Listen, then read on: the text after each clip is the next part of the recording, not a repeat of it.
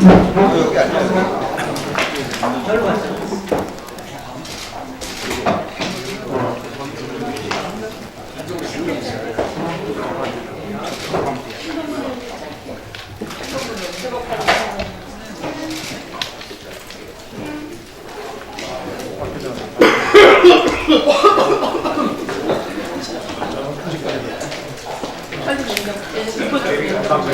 자, 108차 정책조정회의를 홍영표 원내대표의 모두 발언 시작하도록 하겠습니다. 잠시 후 문재인 대통령이 내년도 예산안에 대한 시정연설을 하게 됩니다. 이를 시작으로 한 달 동안 국회의 예산 심의가 진행됩니다. 나라 가계부를 심사하는 것은 국회의 의무이자 권한입니다. 적재적소에 예산이 배분되고 있는지, 경제 활력과 민생 안정을 위해 더 늘려야 할 예산이 없는지 꼼꼼히 따져봐야 합니다. 특히 내년 예산안 심사는 민생 경제와 한반도 평화를 위해서 매우 중요합니다. 대외적인 경제 여건이 좋지 않은 가운데 내년 우리 경제의 활력을 높이고 국민의 삶의 질을 높이며 평화를 안착시키는 데 부족함이 없어야 합니다. 내년도 정부 예산안 규모는 올해보다 9.7% 늘어난 470조 5천억입니다. 내년 예산은 민생 경제의 활기를 되찾게 만들 활력 예산입니다. 너무 많이 늘린 것 아니냐는 이야기도 있지만 전혀 그렇지 않습니다. 지난 정부는 재정 건전성에 과도하게 집착한 나머지 기축재정을 고집한 탓에 우리 경제가 추가 성장할 수 있는 기회를 놓쳤습니다. 이제라도 성장 잠재력을 높이고 경제 활력을 되찾기 위해서는 재정의 적극적 역할을 통한 선제적 대응이 필요합니다. 필요하다면 더 과감한 재정 투입도 검토해야 된다고 생각합니다. 일부 야당은 벌써부터 일자리 예산 등을 삭감하겠다고 벼르고 있습니다. 그러나 막무가내식 예산 발목 잡기는 경제 발목 잡기이고 민생 발목 잡기입니다.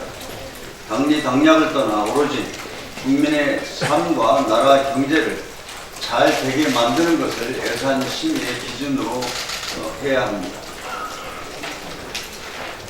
직장 내 갑질 폭력 사건이 또 발생했습니다. 한국미래기술이란 회사의 회장이란 사람이 직원을 폭행하고 일본도로 닭을 죽이라고 강요하는 동영상이 공개되어 국민의 공분을 사고 있습니다. 직원을 머슴 부리듯 대하는 아나무인의 행태에 충격을 금할 수 없습니다. 민변과 시민단체가 운영하는 직장 갑질 119에 따르면 지난 1년간 접수된 갑질 제보가 2만 3천 건에 달한다고 합니다. 하루 평균 62건입니다. 직장 내 갑질은 전 근대적인 문화이자 반드시 없애져야 할 적폐입니다. 기업 오너와 사주, 임원이라고 해서 부하 직원들에게 욕설과 폭력을 행사할 권리는 없습니다. 이것은 범죄 행위입니다. 전 근대적인 직장 문화를 개선하기 위해 기업의 자정 노력이 시급합니다. 직장 내 갑질 폭력을 뿌리 뽑고 재발 방지를 위한 제도적 기반도 필요합니다. 고용노동부 등 관계부처는 직장 내 갑질을 없앨 수 있는 행정 지도 등 제반 조치를 취해야 합니다. 우리 민주당도 국회 차원에서 할 수 있는 입법 노력을 다하겠습니다. 이미 국회 환경노동위를 통과해서 법사위에 계류 중인 강병원 의원이 제출한 직장 내 괴롭힘 방지 및 피해 근로자 보호법을 정기 국회 내에 처리하도록 최선을 다하겠습니다. 5.18 광주민주화운동 당시 계엄군에 의한 성폭행과 성고문이 있었다는 정부 공사단의 조사 결과가 어제 발표되었습니다. 그동안 감춰져 왔던 참혹했던 진실이 조금씩 밝혀지고 있습니다. 신군부가 자행한 만행을 철저히 밝혀내는 것이 광주 영령들에 대한 도리입니다. 그러기 위해서는 5.18 진상조사위원회가 조속히 활동을 시작해야 합니다. 특별법이 시행된 지 50일이 돼도 적당한 사람이 없다고 하면서 조사위원을 추천하지 않고 있습니다. 자유한국당은 추천할 사람이 없다는 핑계만 대지 말고 5.18 진상조사의 출범에 협력해 줄 것을 다시 한번 촉구합니다. 이상입니다. 네, 다음은 김태년 정책위 의장을 발언하겠습니다. 추천할 사람이 무슨 추천권을 포기해서 위원회가 출범할 수 있도록 이렇게 포기면 될 것 같은데요. 맞습니다. 네, 그렇게 협상하겠습니다. 남북 군사합의서에 따라 남과 북은 오늘부터 지상과 해상, 공중에서 일체 적대적 행위를 중단합니다. 군사분계선 5km 이내에서는 포병 사격훈련과 연대급 이상의 야외 기동훈련이 중단되고 동서 해상에서의 해상 적대 행위가 전면 금지됩니다. 군사분계선 일대에선 비행금지구역이 설정되고 지상과 해상에서 남북 양측이 동일한 보전 수칙을 사용하게 됩니다. 이상의 조치들로 남북의 우발적 충돌 가능성이 줄어드는 것은 물론 서해 5도를 포함해 접경지역 주민들이 보다 안심하고 생업에 종사할 수 있는 토대가 마련되었습니다. 남북이 전쟁이 없는 한반도를 향해 한 걸음 더 가까이 다가가는 것입니다. 일각에서 이번 조치에 대해 우려의 목소리를 내고 있습니다만 이는 기우일 뿐입니다. 군사분계선을 중심으로 비행금지구역이 설정됐지만 한미연합군은 최첨단 군사위성과 조기 경보기 등을 통해 북한군의 동태를 24시간 철저하게 감시할 수 있습니다. 한미연합군의 압도적인 정찰 정보력은 트럭만큼의 빈틈도 허용하지 않을 것입니다. 그리고 어제 매티스 미국 국방부 장관은 남북 군사합의서를 지지한다는 입장을 공식적으로 밝혔습니다. 이처럼 한미 간의 굳건한 공조가 뒷받침되었기에 판문점 공동경비구역 비무장화 조치도 성공적으로 진행된 것입니다. 한마디로 남북 군사합의서를 두고 한미 공조 이상 조짐을 제기하는 것은 근거 없는 낭설이자 억측에 불과한 것입니다. 군사 분야에서 시작된 남북 간 신뢰 구축이 더 탄력을 갖기 위해서는 국회 차원의 뒷받침이 절실히 필요합니다. 그런데 자유한국당의 모습을 보고 있자니 한숨부터 나옵니다. 남북 화해와 평화를 위한 노력을 뒷받침하기는커녕 멀쩡히 일 잘하고 있는 통일부 장관의 해임 건의안을 제출하는 끝판 왕급 발목 잡기에만 혈안이 되어 있습니다. 조명균 장관의 해임 건의안을 의결한 자유한국당 의총에서 낡은 대북관과 안보 프레임을 버려야 자유한국당이 산다는 보고서가 발표가 되었습니다. 그 자리에서 김성태 원내대표는 과거의 안보관으로 남북관계를 바라봐서는 안 된다는 조언을 받아들이겠다는 말까지 했습니다. 도무지 앞뒤가 맞지가 않습니다. 살 길을 찾아놓고도 스스로 죽을 자리로 가는 꼴 아닙니까? 억지도 지나치면 화를 부르는 법입니다. 자유한국당은 무책임한 남북 화해 발목 잡기를 그만두고 해임 건의안도 즉각 처리하기 바랍니다. 그게 자유한국당에 살고 보수가 바로 서는 길입니다. 감사합니다. 네, 감사합니다. 다음은 서영교 원내 수석 부대표의 발언 듣겠습니다. 엊그제 대법원에서 일제 강제징용 피해자들에 대한 손해배상 청구권을 인정하고 일본 기업 피해자에게 각 1억 원씩 위자료를 지급하라고 하는 판결이 내려졌습니다. 첫 소송이 제기된 이래 무려 13년 8개월 만에 난 결론입니다. 13년 8개월 동안 소송을 낸 당사자 피해자들은 세상을 떠나고 단 한 분만 남아 계십니다. 박근혜 정권 사법부에서 도대체 무슨 일이 있었던 것입니까? 이 정당한 판결을 계속 미루고 방해했던 정황이 낱낱이 공개되었습니다. 박근혜 정권 사법부에서는 도대체 무슨 일이 있었습니까?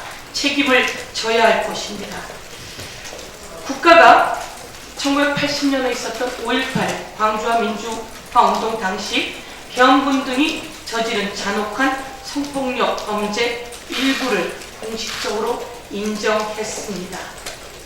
승려가 된 17살 여고생과 짓밟힌 23살 대학생의 사연 등이 모두 공식적으로 인정되었습니다.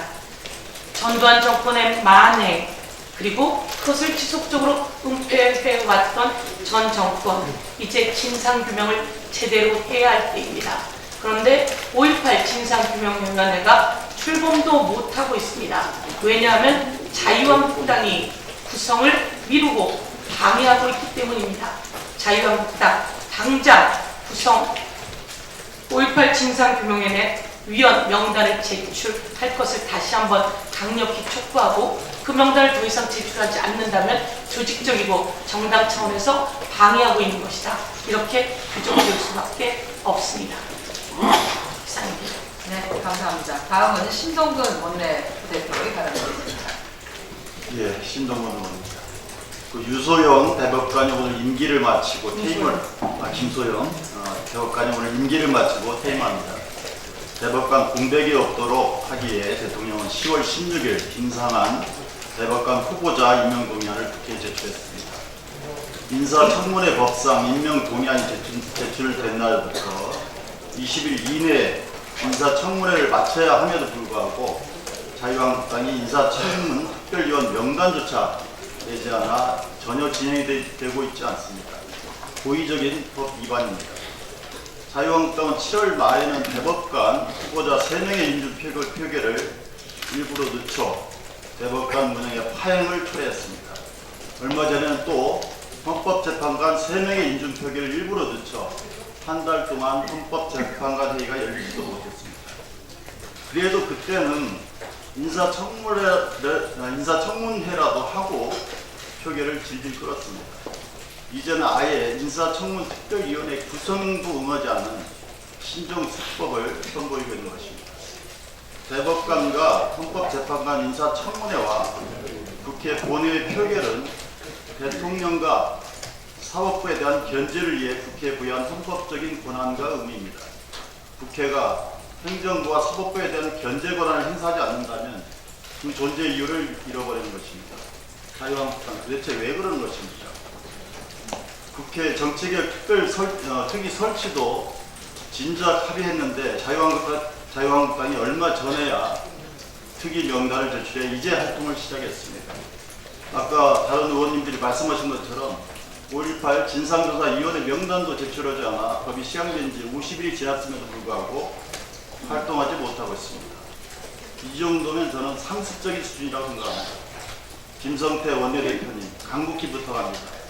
비난을 하든 뭘 하든 제발 할 일은 합시다. 네, 저도 한국미래기술 얘기 전까지 하도록 하겠습니다.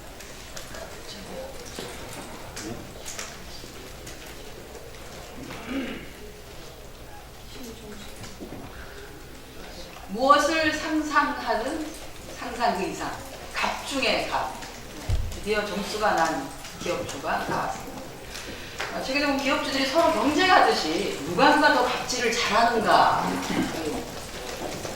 돌입한 것 같다는 느낌이 듭니다. 동물학대 강요를 하는 닭 잡는 워크숍은 실제로 사람 잡는 워크숍입니다.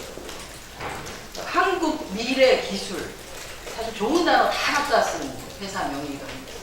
그 좋은 단어 다 사용한 사업장에서 실제 내부는 최악의 상황이었던 것 같습니다. 이런 엽기적인 방식으로 직원을 괴롭힌 양진호 회장은 지금까지 알려진 사실만으로도 해당 사업장의 근무 여건이 얼마나 나빴을지, 얼마나 많은 노동법을 위반했을지 짐작할 수 있습니다. 노동부는 즉각 양진호 회장과 관련된 소속되어 있는 회사에 대한 군포본사를 비롯한 회사에 대한 특별 감독을 실시해야 합니다. 또한 자유한국당은 지난 9월에 환노위를 통과되어 지금 법사위에 이완영 의원께서 잡으셔서 계류되어 있는 직장 내 괴롭힘 방지법, 이처럼 업무상의 지위를 악용해서 직원에게 부당한 처우를 하거나 괴롭히는 것을 방지하기 위한 법안입니다.